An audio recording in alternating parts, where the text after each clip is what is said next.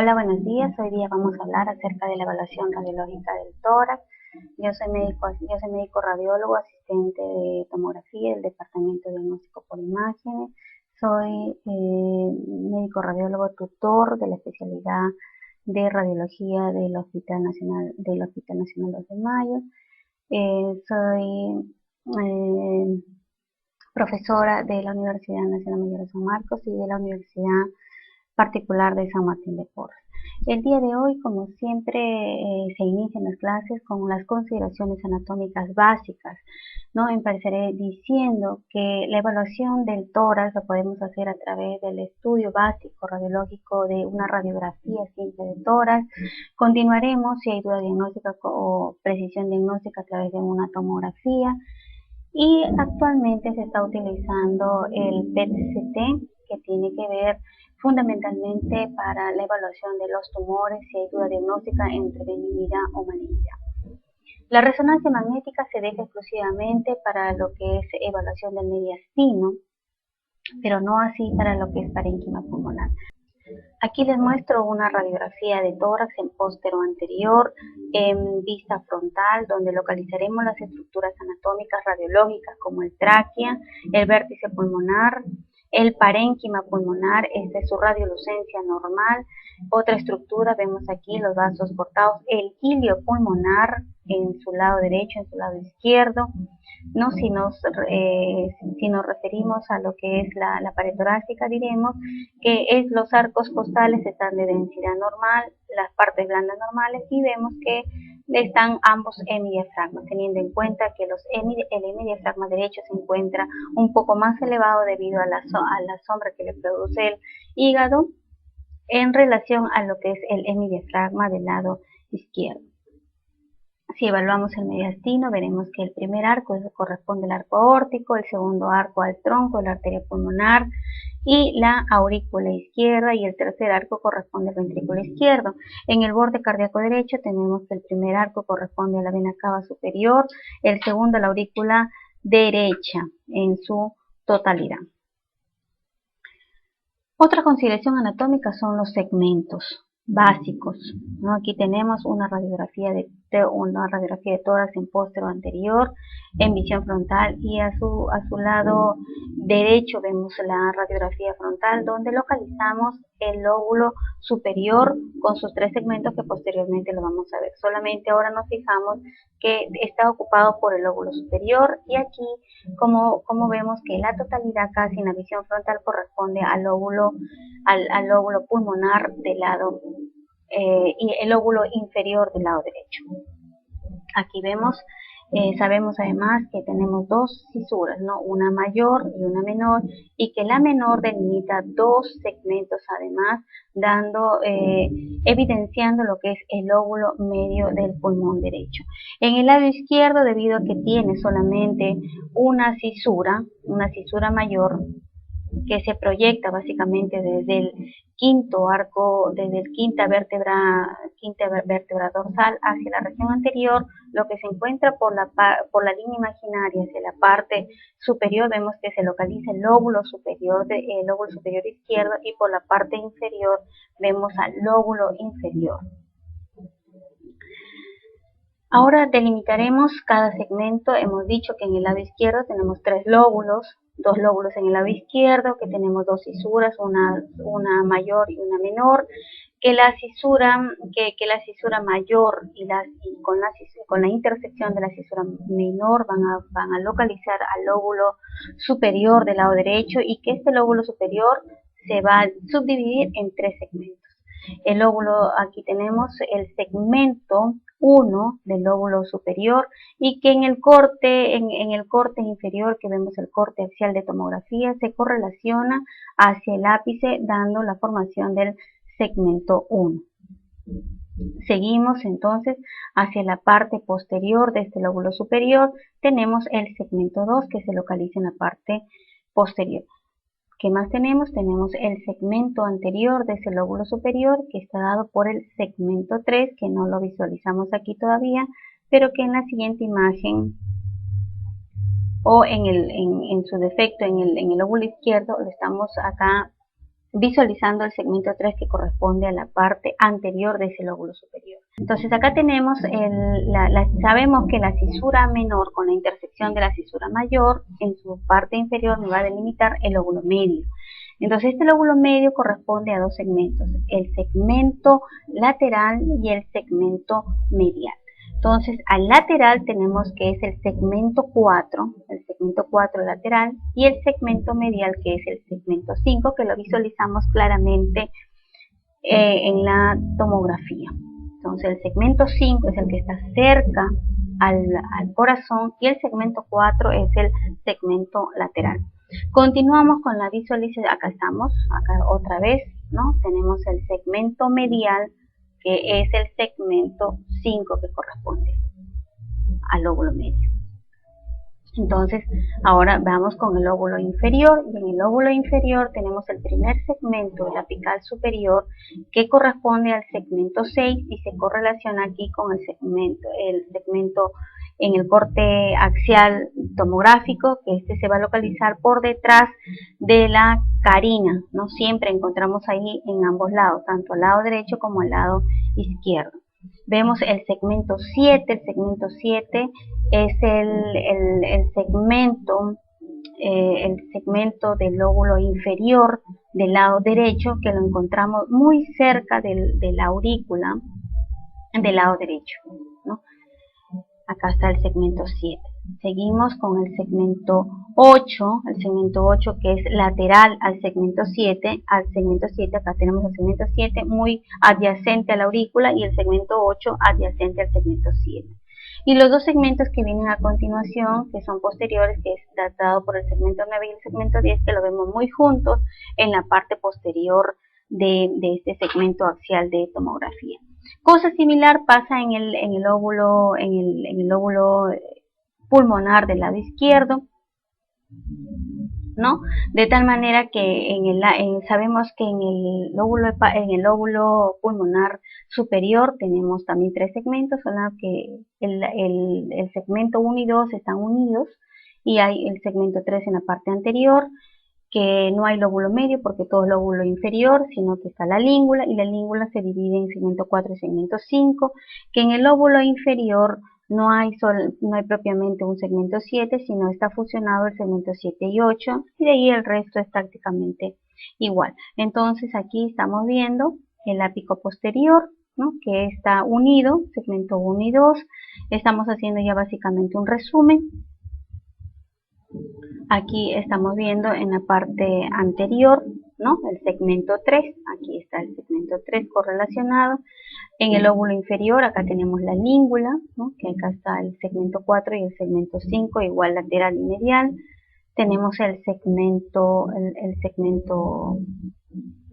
5, acá tenemos el ápico posterior o segmento 6, etcétera, ¿no? Entonces estamos viendo acá ya prácticamente los últimos segmentos. El mediastino es también igual muy importante saberlo evaluar. Para los radiólogos existe la clasificación de Felson, muy diferente a la clasificación anatómica normal, de tal manera que lo delimita en tres mediastinos: mediastino anterior, mediastino medio y el posterior, siendo así que el mediastino anterior dibuja desde el borde anterior de la tráquea y se va por detrás de toda la silueta del corazón, incluyendo entonces a toda la cámara cardíaca dentro del mediastino anterior. El mediastino medio se encontrará por detrás de ese borde anterior de la tráquea y por 1 centímetro anterior al borde anterior de los cuerpos vertebrales, como lo muestra en el gráfico que estamos viendo. Y el mediastino posterior es por detrás de ese centímetro del borde anterior de la vértebra hacia la parte posterior. Entendiéndose así, entonces, que el mediastino anterior tiene absolutamente la mayor cantidad de estructuras de mediastino, ¿no? Podría encontrarse entonces el borde ascendente de la aorta, tendremos todas las cavidades cardíacas y todas las patologías que se encuentren en este mediastino anterior. ¿Qué es lo que tendríamos acá? Por ejemplo, tendríamos adenopatías, por lo tanto, si encontramos una masa en el mediastino anterior, puede ser linfoma, correcto, puede ser linfoma. ¿Qué más podría ser? ¿Qué cosa encontramos? Un bocio sumergido, entonces podríamos encontrar patología de la tiroides. ¿Qué más podríamos encontrar? El timo, en el caso de niños, entonces podríamos encontrar patología de timo. ¿Y qué más? La última consideración es que acá podría localizarse en el mediastino anterior algunos tumores como teratomas. En el mediastino medio, entonces, tendremos toda la localización de la tráquea, los bronquios y el borde de la arteria aorta, ¿no? De la aorta torácica. En el mediastino posterior, entonces, encontramos todas las estructuras, obviamente óseas, por lo que acá se proyectan todos los cuerpos vertebrales, y además de todas las patologías relacionadas a los nervios intercostales, como por ejemplo los schwannomas o los paragangliomas, que podrían localizarse en este mediastino posterior. Entonces hay que recordar consideraciones anatómicas para nosotros poder delimitar las probables patologías que se encuentren en el tórax. Para evaluar entonces el tórax dentro de lo que es la tomografía, tendremos dos ventanas fundamentalmente que tenemos que aprender. Acá vemos que es una ventana mediastinal con contraste. Vemos que es con contraste porque la aorta y todas las cavidades cardíacas se encuentran con contraste. Entonces, la evaluación del tórax por tomografía podríamos definir hasta 3 ventanas. Una ventana mediastinal sin contraste, una ventana mediastinal con contraste y una ventana parénquima.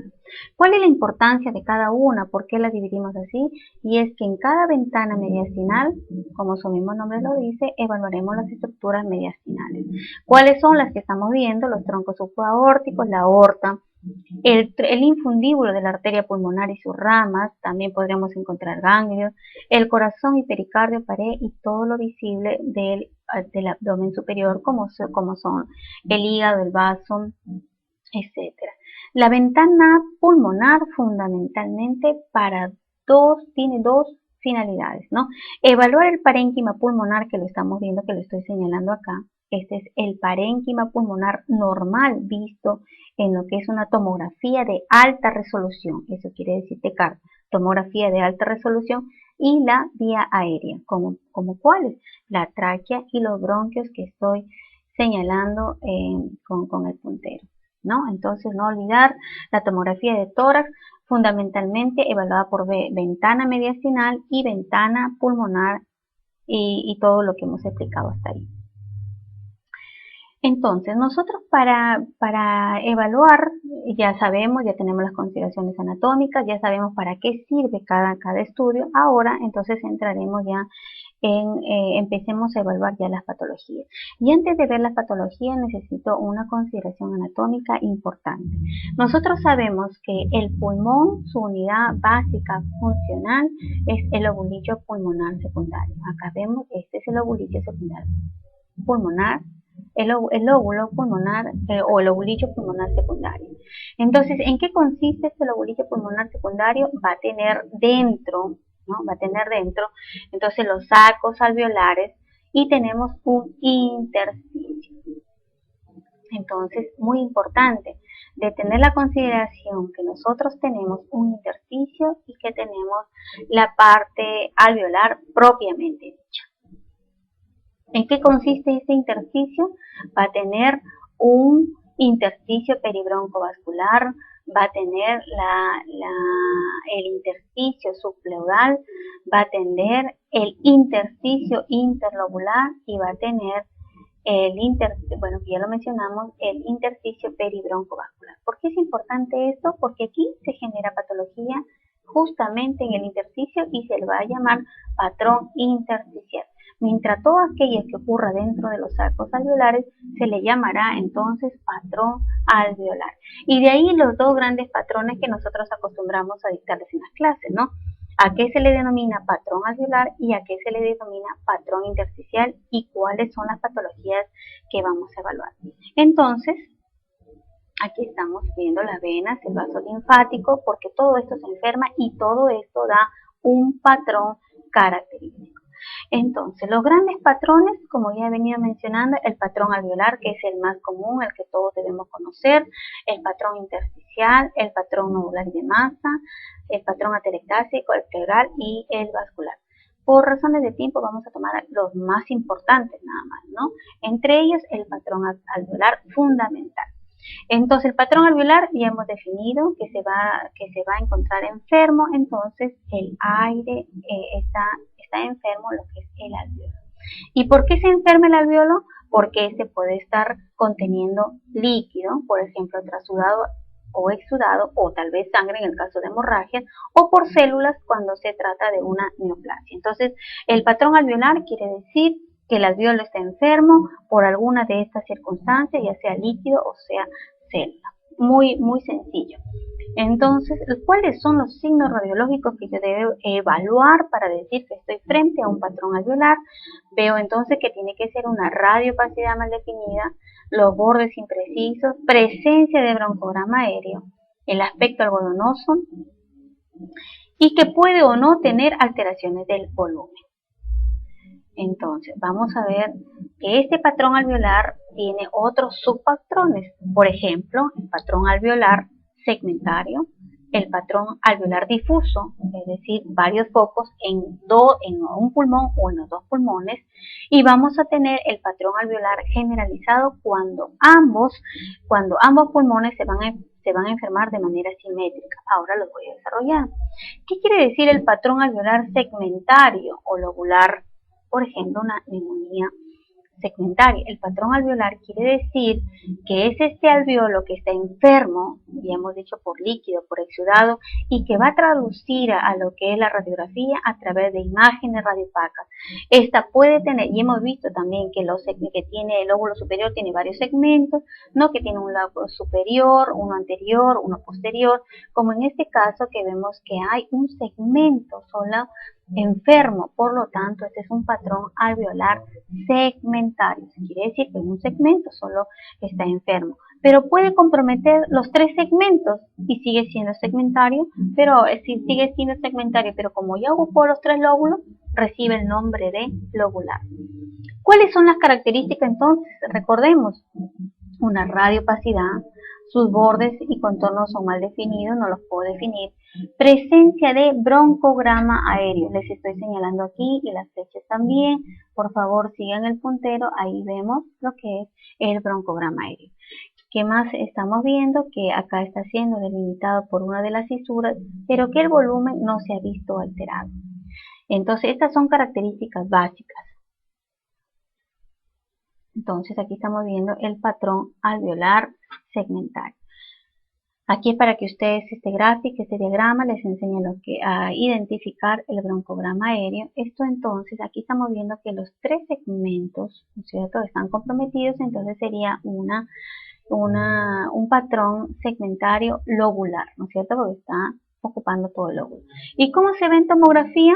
Aquí está su correlación tomográfica, ¿no es cierto? Estamos viendo, así se ve la consolidación, en este caso este es el hígado, eso quiere decir que estamos en el segmento 9 o 10, porque estamos en la parte baja y acá estamos viendo el broncograma aéreo. Acá a mayor vista para que ustedes identifiquen claramente lo que es el broncograma aéreo y la consolidación vista por tomografía, ¿no? Entonces aquí tenemos que es una neumonía segmentaria, ¿no es cierto? Porque está ocupando solamente un segmento. Aquí vemos, bueno, acá se trata de una tomografía en corte axial, ¿no es cierto? Ventana mediastinal y con contraste porque localizamos contraste en las estructuras vasculares, ¿no es cierto? Aquí tenemos entonces, recordemos que aquí me sirve para ver todo el mediastino, para ver la vía aérea también,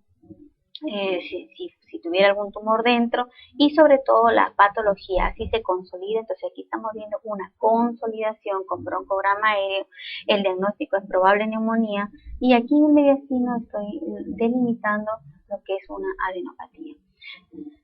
Muy bien, entonces el siguiente subpatrón es el patrón alveolar localizado pero difuso.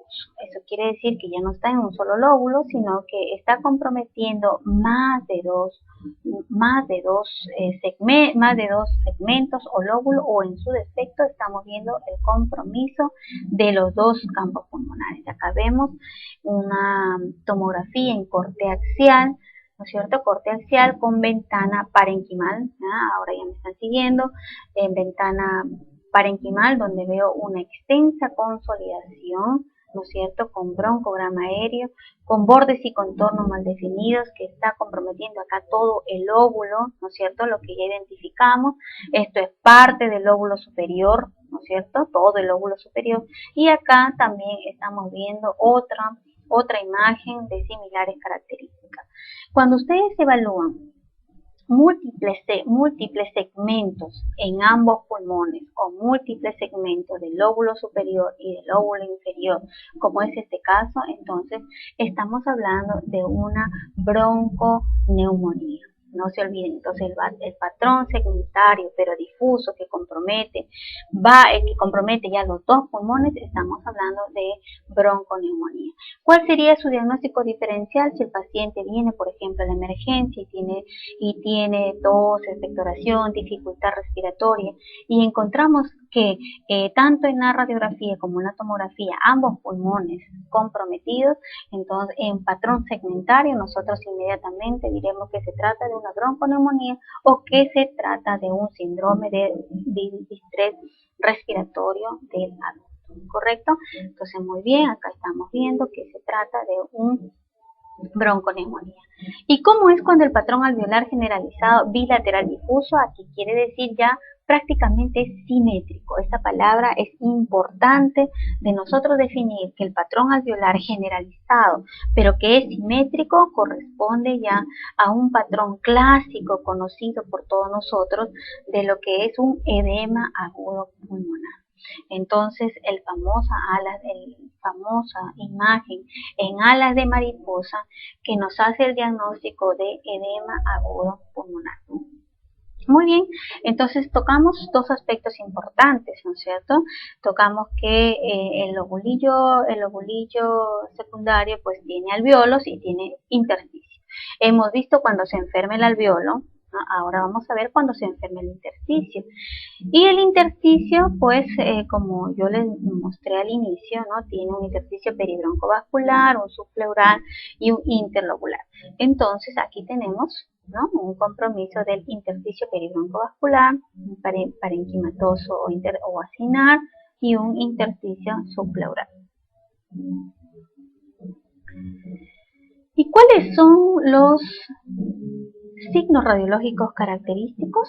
Entonces acá lo vamos a definir, ¿no? El borramiento de los bordes de los vasos centrales, esto es lo fundamental, las líneas de Kerley A y B, y si hay nódulos que son bien delimitados y mezclados con sombras reticulares irregulares. Entonces acá vamos a ver que al igual que el patrón alveolar tiene subpatrones, en el intersticio también tiene subpatrones, ¿no? Así diremos que el patrón reticular fino, hay un patrón reticular grueso y hay un patrón nodular o mediano. El patrón reticular, entonces, el patrón reticular fino, entonces va a hacer alusión a lo que tenemos las líneas de Kerley A. De Kerley A porque se encuentran muy fácil, porque se encuentran en el ápice. Entonces recuerden, línea A de ápice, entonces estos se van a encontrar estas líneas reticulares muy finas que me indican que este paciente se está congestionando, que este paciente hay una sobrecarga probablemente hídrica que me está ocasionando esta patología. Las líneas de Kerley B, recuerden porque se encuentran en las bases. Entonces, como voy a reconocer muy fácil, son líneas perpendiculares que se encuentran hacia la pared o hacia la pleura. Entonces, aquí tenemos una línea de Kerley B, acá tenemos otra línea de Kerley B, otra de siempre. Es característico que estas líneas de Kerley tengan que ser perpendiculares a la pleura, ¿ya? O a la pared torácica. Muy fácil de reconocer. Si yo encuentro líneas de Kerley A, líneas de Kerley B, muy fácil el diagnóstico. Este paciente se está congestionando, entonces yo tengo que reevaluar probablemente mi tratamiento o es que alguna falla me está haciendo adicional. El patrón reticular grueso o empanal, entonces estas redes son más gruesas, como su mismo nombre lo dice, grueso, ya que estos constituyen 5 milímetros. Cada imagen reticular puede tener alrededor de 5 milímetros, ¿no? Entonces, ¿en qué patologías vamos a encontrarla? Lo podríamos encontrar fundamentalmente en la neumonía. El término ya no es mucho actualmente fibrosis, sino se estila como neumonía intersticial usual, porque dentro de este diagnóstico engloba a la fibrosis pulmonar. Tuberculosis podríamos encontrar siempre y cuando esto ya sea de manera crónica, ¿no?